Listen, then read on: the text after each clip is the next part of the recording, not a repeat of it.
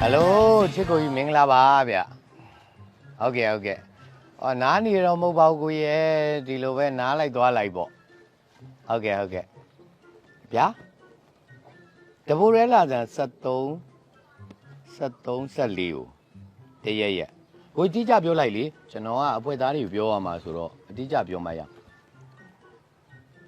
14ဆိုကောင်းတာပေါ့တဘိုးရဲလာဆန်14ရဲ့ဖိတ်နေကြမယ်ဟိုအလှည့်လေးလဲပါမယ်မနက်ပိုင်းအလှည့်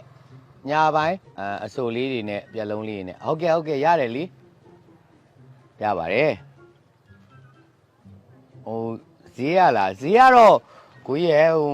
နှစ်တိုင်းလဲကိုကြီးတို့အလူလောက်တိုင်းလဲညီရတယ်ကားပြနေကြဆိုတော့တိတ်ဈေးကတော့အများကြီးပြောကြရမလို့ပါဘူးနည်းနည်းလေးပဲတိုးပေးပေါ့ဘာလို့လဲဆိုတော့ဟို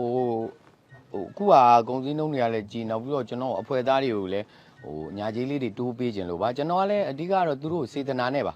ညာကြီးလေးတွေတိုးပေးနောက်ပြီးတော့လေသွားတာလာတာစားတာတောက်တာအစကျွန်တော်ကပဲဟိုစီစဉ်ပေးရတာဆိုတော့လေအဲ့ဒါကြောင့်မို့အကုန်ကြတွေကလည်းများတယ်ကိုကြီးအဲ့ဒါကြောင့်မို့ပါဟုတ်ပါလင်း9သိန်း10သိန်းလောက်တိုးပေးရင်ကိုရပါတယ်ကိုကြီးပြီးတော့စူလေးပါချလိုက်ပေါ့ဗျာစူချရင်လေကိုကြီးကျွန်တော်တို့ချလိုက်အဖွဲတက်ဆိုကြီးချလိုက်နော်သူတို့တယောက်ချင်းသွားမချနေနဲ့ဦးတော့ကြာဟိုမားချမှာစူလို့အဲ့ဒါဆိုရင်တပတ်ကဟုတ်ကဲ့အဲ့ဆိုစင်ရန်ဟိုဖြစ်ရင်တဝက်လောက်လွှဲထားပေးလေကိုကြီးနော်ဟုတ်ကဲ့ပါအဲ့ဆိုမှတ်ထားလိုက်တော့မယ်နော်အဲ့ရက်အဲ့ဒါနောက်2ရက်လောက်နေကိုစီရန်လွှဲပြမှာမလားဟုတ်ကေပေးရှိပါတယ်ဟုတ်ဒီနံပါတ်ပဲဟုတ်ကိုသိန်းမောင်ဟုတ်ကျွန်တော်နာမည်ရင်ကိုသိန်းမောင်ဟုတ်ကဲ့ကိုကြီးကျေးဇူးပါကိုကြီးမင်္ဂလာပဲဗျဟုတ်ကဲ့ပါစိတ်ချအဖွဲသားတွေမြိုင်ဆိုင်နဲ့ကိုလာမှာမနစ်ကတည်းများစီရမယ်ဗျာနော်အစီအစဉ်တွေလည်းအမျိုးပြောင်းပေးမယ်နော်ဟုတ်ကဲ့ကိုကြီးဟုတ်ကဲ့ဟိုစီရန်လေးတော့လွှဲပြအောင်လွှဲလိုက်တော့ကျွန်တော်အဖွဲသားလေးတွေကိုဟိုမိုးလိုမျိုးသဘောမျိုးနဲ့စီရန်လေးပေးခြင်းလို့လွှဲပေးခြင်းဟုတ်ကဲ့ကိုကြီးဟုတ်ကဲ့ပါကျေးဇူးပါမြတ်ကိုကြီးဟုတ်အားပဲနော်ကိုကြီးနော်မနေ့ကတည်းက10သိန်းလောက်တော့ပို့ရပြီခိုင်ပြီစူပါလင်းတို့အဖွဲ့ခိုင်ပြီဟာဖွဲ့သားတွေပြောအောင်မလို့ခဏနေငါကောင် KB မဲယူလူစုခိုင်းအောင်မရမယ်မဲကြီးဟယ်လိုကိုမေးဘယ်ပွဲသွားခုံနေပြန်ပြီနော်အိမ်မှာပဲအေးပေါ့ခင်ဗျအိမ်မှာပဲနားနေရမှာနော်အခုမင်္ဂလာစကားနော်တပူရဲလာစမ်း14ရက်နေ့မနက်ပိုင်းအလှည့်ညပိုင်းကျရင်ကျွန်တော်ကမှာစိုးရမှာခင်ဗျမအားဘူးမလားအားတယ်တိတယ်လေအဲ့ဒါကြောင့်မေးတာပြောအဲ့ပွဲကိုမှတ်ထားလိုက်နောက်ပြီးတော့ကျွန်တော်သွားနေကြတိုင်းထုံးစံတိုင်းပဲနော်ဟိုမပြောတို့နန်းတို့အမအကုန်ဒိုးလုံးတို့အကုန်စုထားလိုက်တော်ဝင်တို့နော်အခုအများပဲလိုက်ဆက်ထားလိုက်တော့ဖုံးမေထည့်ပေးရအောင်မယ်အေး1000ထည့်ပေးလိုက်နော်1000ထည့်ပေးလိုက်မယ်ကျန်တဲ့ကတော့ခမရပါလိချီးပြီးလိုက်ဆက်လိုက်ခမရလေဗျာပရိဒပွဲလေဒီဥစ္စာကထည့်ပေးတယ်ဆိုတာ तू ကစူးချမယ်လို့ပြောတာပဲလေဗျာကျုပ်လည်းတပြားမှရတာမဟုတ်ဘူးလမ်းမှာကျွေးရအောင်မှပါနဲ့ကိုရဲတောင်စိုက်ရင်စိုက်ရမလားမသိလိုက်မှာမလားနော်အေးအဲ့ဆိုအကုန်ပြောထားလိုက်နော်စိတ်ချမယ်နော်ကိုကောင်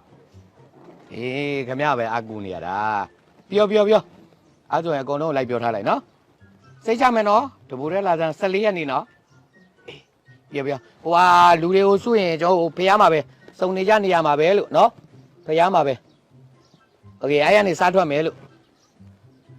ပြောအဲ့ဆိုစိတ်ချမယ်နော်ဒါပဲမရတဲ့လူရှိရင်ပြောအောင်နော်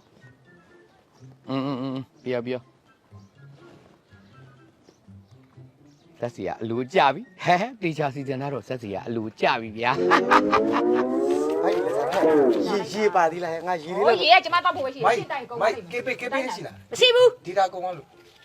ရှိလားကေပေး ဟောကေပေးတော့ရှိတာဗောပတ်စံပဲမရှိတာ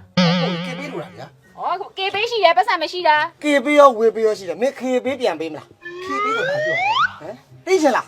လိုက်ခဲ့ထုံးစားတော်တော်မွဲတယ်ကောင်ဒီတာကုန်အောင်လို့မင်းငါတို့ဆက်စရာကမင်းကပုံမွဲတယ်ဟောမလာပါပြီဆက်စရာ သူလည်းဘိုက်စာလို့ချောင်းဆိုရတာ ဒီကဝဲဒီမှာစားနေငါတို့ဘာမှလည်းမကြည့်ဘူး စကားတွေဒါအများမင်းတို့ပြောစရာရှိနော်အခုကငါတို့တွေပွဲသွားမှာ သိတယ်လေ ဟ ပွဲအကြောင်းကိုမင်းတို့ဂါဂနာနာတေးသေးချာချာတိတိကျကျရှင်းရှင်း လူရင်းကိုပြောလိုက်ဟမ်လူရင်းဘိုက်တော်စားနေပြီလူရင်းပြောလိုက်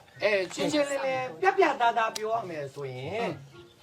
အခုငါတို့သွားကြမယ်ပွဲကပရဟိတပွဲ ဩဒါဆိုရင်ခွန်ပြူလာလေးကိုရှင်ပေါင်းနဲ့ရမှာပေါ့ မင်းနာမည်လေးရေးပြီ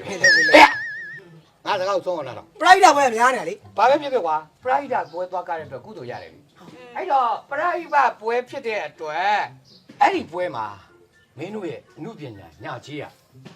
နေလေနေလိုက်မယ် ပရိုက်တာကို ရကျင်မှလေရလိုက် အဲ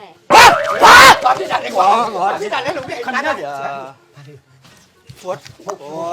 လို့လေလို့လေလို့လေ ခင်ဗျာအဲ့လိုပရိုက်တာပွဲကိုအစောကြီးကပြောရင်ကျုပ်တို့ဒီနေရာကိုရောက်ကိုပြောက်မလား မဟုတ်လေ ခင်ဗျားကိုထိုးနေတာခင်ဗျားယွန်လို့နော်ကိုဒီနေ့ပြေးမှာ စိတ်ထိတ်မှာ ဟုတ်ပါပြီဟိုဒီလိုလိုပါပရိုက်တိုက်ပွဲဆိုတာဟိုမရပါမယ်ကိုယ်စိတ်တော့ကိုစားမှာပါအဲ့လိုမျိုးတော့ ကိုစိတ်တော်ကိုစား မဟုတ်လေတကယ်လို့ဟိုကစူးချတွေပါရင်မပေးဘူးဆိုတော့ကိုယ်ပါတွေကိုဓမင်းစားလာမှာပေါ့ ဟိုမဟုတ် အဲ့တော့မကြွေးဘူးလား တခါလေးပြောမယ်အစင်မပြေရင်လည်းပြောကိုယ်စီလေးနဲ့ကိုယ်ပဲကမဲ့နေအောင်သွားလိုက်မယ်ဟုတ်ပြီလား အဲ့ဒီစိတ်ကြကြိုက်တာ ရွှဲပြောနေတာခင်ဗျားလည်း တကယ်လုံးမှာမဟုတ်ဘူးလား အကြီးပြပြီးတော့ဗျာခင်ဗျားလာ ဟုတ် ပြီး ပါ တော့ ဘူးဘလို့ပြပါဟိုရောက်တော့လေငါစူးချလေးပါလေးတော်ပြီမင်းတို့လည်းတော့ဆွဲရမှာ တခါမှလည်းမရဘူး ဟောရမှာပါဘယ်လိုဖြစ်ပြီလေဟိုအပြိုတော်ကြီးပြိုတော်ကြီးကိုကျွန်တော်မားမယ်ဆိုရင်ခမရဟိုပွဲတော့မှာကျွန်တော်ဒီကတော့ပွဲနော်ငါပြောပြီးသုံးပြီးနဲ့အုတ်ဒီတစ်လုံးပွဲကလို့မပြီးသေးဘူးခမရရှင်းအောင်ထဲမှာရောက်တယ်ခမရအိတ်ထဲမှာတွေ့တယ်အဲ့ကိစ္စဘလို့ရှင်းပါလဲခမရ မလေးဇက်ဆရာရဲ့ငပြောကြီးကျမခြေရရောက်တာကျတော့ရှင်မြင်နေဟာလားပွဲတွေက1100လေဟိုငမူးသမားနှိုက်သွားကြရှင်မမြင်ဘူးလား အဲ့ဒါရှင်းမမြင်အောင်ဆောင်ပြီးအမ်းလိုက်တာမဟုတ်ဘူးလားဟမ်နောက်တစ်ခါကျတော့ကိုယ့်ကကြားတဲ့ညက်တာကြားတဲ့ညက်တာ အော်ကျမလည်းထဲဖို့ပဲမေ့သွားတာဒီမှာဇက်ဆရာကြီးကျမလည်းပြောကြရှိတယ် ဟုတ်ပြီ ကျမတချင်းဆိုတဲ့အချိန်မှာလေစုချမဲ့သူတွေစင်မော်တက်ပြီးစုချခြင်းသင်ခံပါလို့ကျင်ညာနဲ့နော်ကျမတို့ကရှိုးဆိုတဲ့သူတွေစုရမှာအဆင်ပြေမှာလက်ကင်မျိုးလည်းဘာဖြစ်လဲအကင်ခံလိုက်မှာပေါ့ရှစ်လောက်ကိုကင်တာမှမဟုတ်တာ အောင်မပြီးလေသူကတားဖြစ်နေတယ် ဟဲ့နေ ပရိုက်တာစိတ်တက်တယ်မွေး နေ တယ် နေနေနော်ကျုပ်မြန်မာသားဆိုရင်ကြားကြားနေရတဲ့ကိစ္စခင်ဗျအဲ့ဒါပြောလိုက် အဲ့ဒါကိုပြောမလို့ဒီမှာအပြိုတော်ရိမ့်ပြီးွားလို့ရှိရင်မြန်မာတန်းစင်ဆိုရင်ကျမကိုရှေ့ဆုံးကမထည့်ပါနဲ့ကျမကလေပြင်ရစင်ရမပြီးဘူးပြီးတော့လေကျမရဲ့ပြိတ္တတွေအပြည့်လာမှာနော်အဲ့တော့ကျမကိုနောက်ဆုံးမှထည့် အဲ့ကိစ္စကိုရှင်းပြတအားနားရင်ကြီး ပြီးတော့ခမ ्या ကိုနောက်ဆုံးမှစိုးခိုင်းမယ်ပွဲသိမ့်ပြီးခမ ्या ကတည်းကတယောက်တည်းစိုးရမယ် အားဆိုစရာတယောက်တည်းရှင်းရတယ် ကျွဲပြောတာဗျာဘာပဲဖြစ်ဗျာအခုပွဲကကျွန်တော်တို့ပရိုက်တာပွဲ နေခဏခဏပရိုက်တိုက်တားများနေအလှရှင်တို့ပွဲတဲ့ကောင်တို့ခင်ဗျပြောနေကြစကားနည်းနည်းကြားကြားနေတာအဆင်ပြေဘူး ဗာလေ ဗါလေတို့ငွေကြီးအတိကမဟုတ်ဘူးငွေကြီးအတိကမဟုတ်ဘူးကျုပ်တို့ပတ်စံလိုလေဗျ ဟိုငွေနဲ့ပတ်စံနဲ့အတူတူပဲလေ ကျုပ်တို့စနေကျုပ်ပြောတာလေ အဲ့ဒါတော့ပြော ဘာပဲဖြစ်ကွာဒီကွာတော့မင်းတို့ရတဲ့တလောက်တော့ရရှင်ပါလေရမှာပေါ့ကွာနော်ဟိုဘာပဲဖြစ်ဖြစ်တော့ငါတော့လူရှင်လူမတွေကိုတော့ငါနည်းနည်းတော့ပြောထားမယ်ပွဲသားလေးတွေကျွန်တော်မြန်မြန်ကြိုင်ကြိုင်နဲ့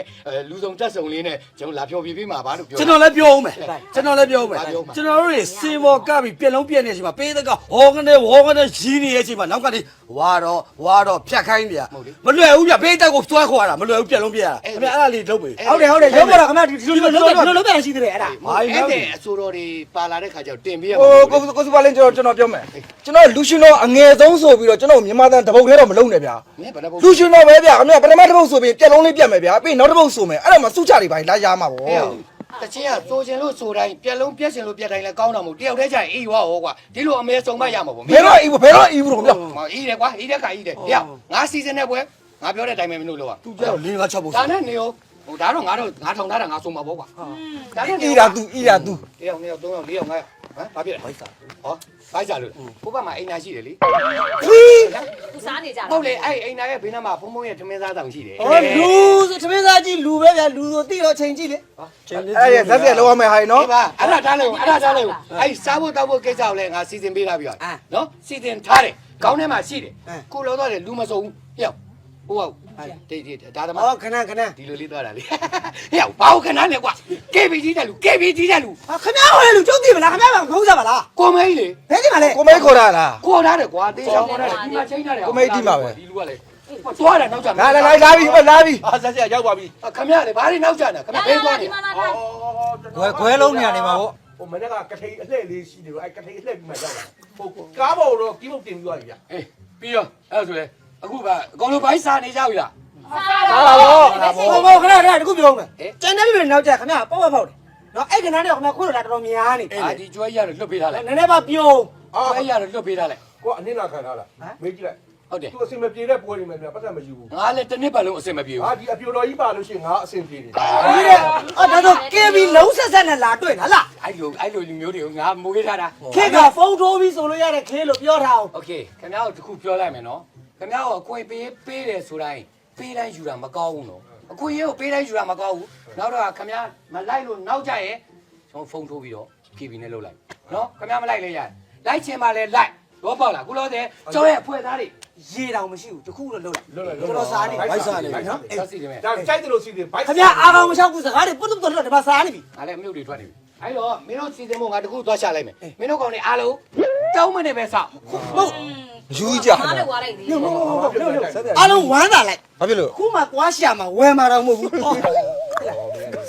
ဖိုက်စားပါဘူး အာခုမှကခင်ဗျာနေတယ် အော်မင်းခေါင်းဆွဲတော့စောင့်ပါလေ ဒီမှာ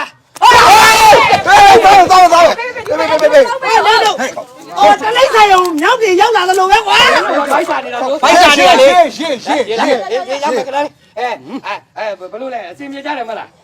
မပြေလည်းပြေရတော့ပါဘော ဟဲ့အဲ့ဒီမထည့်ထားတဲ့ဗျာယောက်ျားလေးစား ဟော အောင် ရှင်ရတယ်ဘာဖြစ်လို့လဲရှင်တို့ ဒါ တ စ မ ရာ န် ချူ ပဲ ပါ ဟုတ် ရ တယ် င်းဆိုတာဒါ ရုပ် ပဲ ရှင်နဲ့ဗီဒီယိုသက်ဆောင်စူပါလင်း ဒါပဲ နေ့လေဆန်ကပြောသည်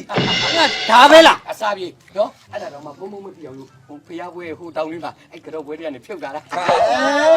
ငါလည်းကြဒါမျိုးကြီးဟလားလောက်ထောင်း ပွဲနောက်ကြမယ်ကဲအဲ့စားပြီးတော့ပြီးသွားမယ်နော်လိုက်လာပြီကားတော့ စူပါလင်းစူပါလင်း တော်မယ်ဟဲ့လာပြည့်စုံ ဝယ်အောင်မယ်ဝယ်အောင်ပါလောက်ထောင်းပါ မနေပါမဲ့ ဝယ်ကြည့်မယ်လောက်အောင်ပါ ကျွန်တော်ဖနေအဲ့ဒါ